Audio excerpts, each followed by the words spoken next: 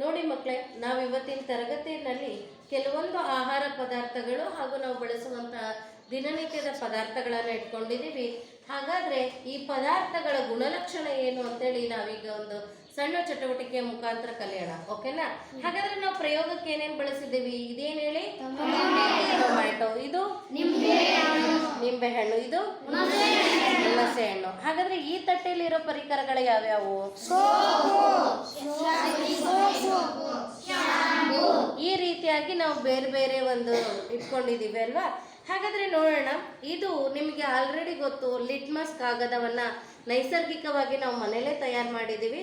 ಒಂದು ಕಾರ್ಡ್ಗೆ ಚೆನ್ನಾಗಿ ದಾಸವಾಳದ ಹೂಗಳನ್ನು ಸವರಿ ಒಣಗಿಸಿದ್ರೆ ಅದು ನೈಸರ್ಗಿಕ ಲಿಟ್ಮಸ್ ಕಾಗದವಾಗುತ್ತೆ. ಈಗ ಈ ಲಿಟ್ಮಸ್ ಕಾಗದವನ್ನು ಬಳಸ್ಕೊಂಡು ಈ ಪದಾರ್ಥಗಳ ಗುಣಲಕ್ಷಣವನ್ನು ತಿಳಿಯೋಣ. ಹಾಗಾದ್ರೆ ಫಸ್ಟ್ ನಿಮ್ಗೆ ಯಾವ್ದು ಗುಣಲಕ್ಷಣ ತಿಳ್ಕೊಳ್ಳಿಕ್ಕೆ ಆಸೆ ಇದೆ? ಹುಣಸೆ ಹಣ್ಣ. ನೋಡೋಣ ಇದನ್ನ ಈಗ. ಎಸ್, ನೋಡಿ ಮಕ್ಕಳೇ, ಈಗ ಲಿಟ್ಮಸ್ ಕಾಗದ ಮೊದಲು ಯಾವ ಬಣ್ಣದಲ್ಲಿ ಇದೆ? ನೀಲಿ ಬಣ್ಣ. ಈಗ ಹುಣಸೆ ಹಣ್ಣಿನಲ್ಲಿ ಎದ್ದಿದಾಗ ಯಾವ ರೀತಿ ಬಣ್ಣ ಬದಲಾಗ್ತಾ ಇದೆ ಅನ್ನೋದನ್ನು ನೀವು ನೀಟಾಗಿ ಗಮನಿಸ್ಬೋದು. ನಿಧಾನಕ್ಕೆ ಯಾವ ಬಣ್ಣಕ್ಕೆ ತಿರುಗ್ತಾ ಇದೆ ಮಕ್ಕಳೇ? ಕೆಂಪು ಬಣ್ಣಕ್ಕೆ ತಿರುಗ್ತಾ ಇದೆ. ಹಾಗಾದರೆ ಹುಣಸೆ ಹಣ್ಣಿನಲ್ಲಿ ಯಾವ ಗುಣಲಕ್ಷಣ ಇದೆ ಅಂತ ನಾವು ತಿಳ್ಕೋಬಹುದು? ಆಮ್ಲದ ಗುಣಲಕ್ಷಣ. ನೀಲಿ ಲಿಟ್ಮಸ್ ಕೆಂಪಾಗಿ ಬದಲಾಗಿದ್ರೆ ಅದನ್ನ ಏನಂತ ಕರಿತೀವಿ? ಆಮ್ಲದ ಗುಣಲಕ್ಷಣ ಹೊಂದಿದೆ. ಹಾಗಾದ್ರೆ ಹುಣಸೆ ಹಣ್ಣಿನಲ್ಲಿರುವ ಆಮ್ಲದ ಹೆಸರೇನು? ಟಾರ್ಟರಿಕ್ ಆಮ್ಲ. ಯಾವ ಆಮ್ಲ? ಟಾರ್ಟರಿಕ್ ಆಮ್ಲ. ಹಾಗಾದ್ರೆ ನೆಕ್ಸ್ಟ್ ಯಾರನ್ನ ಟ್ರೈ ಮಾಡಕ್ ಕರೆಯೋಣ? ಎಸ್, ಈಗ ನಾನು ಸೋಮು ಅವ್ರನ್ನ ಕರಿತೀನಿ. ಈಗ ಸೋಮಶೇಖರ್ ಟ್ರೈ ಮಾಡ್ತಾರೆ. ಯಾವ್ದಕ್ಕೆ ಟ್ರೈ ಮಾಡ್ಬೇಕು ಹೇಳಿ ನಿಮ್ ಗೆಳೆಯ? ಟೊಮ್ಯಾಟೋಗೆ ಮಾಡ್ಬೇಕಾ? ಓಕೆ, ನೀವು ಟೊಮ್ಯಾಟೋನಲ್ಲಿ ಎದ್ದಿ ನೀಟಾಗಿ ಅದ್ರ ಒಳಗಡೆ ಹಾಕು, ಪರವಾಗಿಲ್ಲ. ಇಲ್ಲ ತಡೀರಿ, ಅದರ ರಸನ ಹಿಂಡು ಬಿಡ್ತೀನಿ, ತಗೊಬೋದು.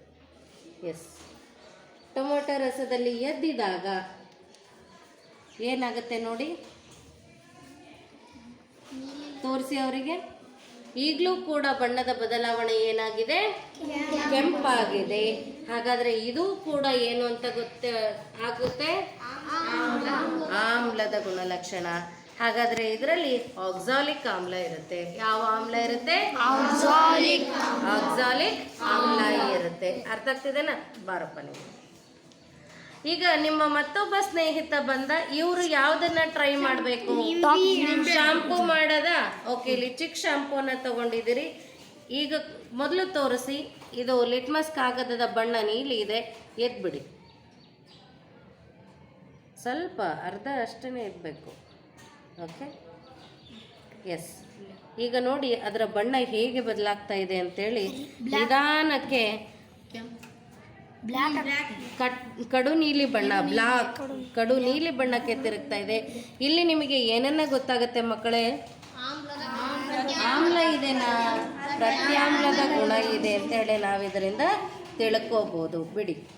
ಹಾಗೆ ಮುಂದುವರಿದು ನೋಡೋದಾದ್ರೆ ಸಮಯದ ಅಭಾವ ಇರೋದ್ರಿಂದ ನಾನೇ ತೋರಿಸ್ಬಿಡ್ತೀನಿ. ಮತ್ತೊಂದು ಲಿಟ್ಮಸ್ ಕಾಗದವನ್ನು ತಗೊಂಡು ಈಗ ರಿನ್ ಸೋಪಿಂದ ಹಾಕೋಣ. ರಿನ್ ಸೋಪಿನ ಮೇಲೆ ಹಾಕಿದಾಗ ಇಲ್ಲಿ ನಿಮಗೆ ಕಾಣಿಸುತ್ತೆ ಮತ್ತೆ ಬಣ್ಣದ ಬದಲಾವಣೆ ಯಾವುದಾಗ್ತಾ ಇದೆ? ಬ್ಲೂ ಕಲರ್, ದಟ್ಟ ನೀಲಿ ಬಣ್ಣ ಬರ್ತಾ ಇದೆ. ಹಾಗಾದರೆ ಇದು ಕೂಡ ಪ್ರತ್ಯಾಮ್ಲವನ್ನೇ ತೋರಿಸುತ್ತೆ. ಅದೇ ರೀತಿ ಇಲ್ಲಿ ಮೆಡಿಮಿಕ್ಸ್ ಸೋಪಿನ ದ್ರಾವಣವನ್ನು ತಗೊಂಡಿದ್ದೀರಿ. ಆ ದ್ರಾವಣವು ಕೂಡ ಏನನ್ನು ತೋರಿಸ್ತಾ ಇದೆ? ನೀಲಿ ಬಣ್ಣವನ್ನೇ ತೋರಿಸ್ತಿದೆ ಅಲ್ವಾ? ಹಾಗಾದರೆ ಇದರಲ್ಲೂ ಕೂಡ ಯಾವ ಗುಣವಿದೆ? ಪ್ರತ್ಯಾಮ್ಲತೆಯ ಗುಣ ಇದೆ. ಉಳಿದಿದ್ಯಾವುದು ಕೊನೆಗೆ? ನಿಂಬೆಹಣ್ಣು. ಈಗ ಲಿಟ್ಮಸ್ ಕಾಗದವನ್ನು ಬಣ್ಣ ಗುರುತಿಸಿ ಮಕ್ಕಳೇ. ಇವಾಗ ನೀಲಿ ಬಣ್ಣ ಇದೆ. ಇದರ ಮೇಲೆ ಒಂದೆರಡು ಹನಿಯನ್ನು ಹಾಕಿದ ಕೂಡಲೇ ನೀವು ನೋಡಬಹುದು ಯಾವ ಬಣ್ಣಕ್ಕೆ ತಿರುಗ್ತಾ ಇದೆ? ಕೆಂಪು ಬಣ್ಣಕ್ಕೆ ತಿರುಗ್ತಾ ಇದೆ ಅಲ್ವಾ? ತಿರುಗ್ತಾ ಇದೆ ಅಲ್ವಾ? ಹಾಗಾದ್ರೆ ಮಕ್ಕಳೇ ನೋಡಿ, ಗಮನಿಸಿ. ನಿಂಬೆ ಹಣ್ಣಿನ ಲಿಟ್ಮಸ್ ಕಾಗದ, ಟೊಮೊಟೊ ಹಣ್ಣಿನ ಲಿಟ್ಮಸ್ ಕಾಗದ ಹುಣಸೆ ಹಣ್ಣಿನ ಲಿಟ್ಮಸ್ ಕಾಗದ. ಇವು ಮೂರಲ್ಲಿ ಅತಿ ಹೆಚ್ಚು ಕೆಂಪು ಯಾವುದಿದೆ? ನಿಂಬೆ ಹಣ್ಣು. ಹಾಗಾದ್ರೆ ನಿಂಬೆ ಹಣ್ಣಿನಲ್ಲಿ ಯಾವ ಆಮ್ಲವಿದೆ? ಸಿಟ್ರಿಕ್ ಆಮ್ಲ. ಯಾವ ಆಮ್ಲವಿದೆ? ಸಿಟ್ರಿಕ್ ಆಮ್ಲ. ಹಾಗಾದ್ರೆ ಯಾವುದು ಬಹಳ ಬಣ್ಣ ಬಂದಿದೆ, ಅದು ಹೆಚ್ಚು ಸ್ಟ್ರಾಂಗ್ ಇರುತ್ತೋ ವೀಕ್ ಇರುತ್ತೋ? ಸ್ಟ್ರಾಂಗ್ ಇರುತ್ತೆ. ಹೆಚ್ಚು ಸಾರತೆಯನ್ನ ನೀವು ಈ ಆಮ್ಲದಲ್ಲಿ ನೋಡಬಹುದು. ನಿಂಬೆಹಣ್ಣಿನ ಸಿಟ್ರಿಕ್ ಆಮ್ಲ ಹೆಚ್ಚು ಸ್ಟ್ರಾಂಗ್ ಇದೆ ಇವು ಮೂರರಲ್ಲಿ ಕಂಪೇರ್ ಮಾಡಿದ್ರೆ. ಅರ್ಥ ಆಯ್ತಲ್ಲ ಮಕ್ಕಳೇ?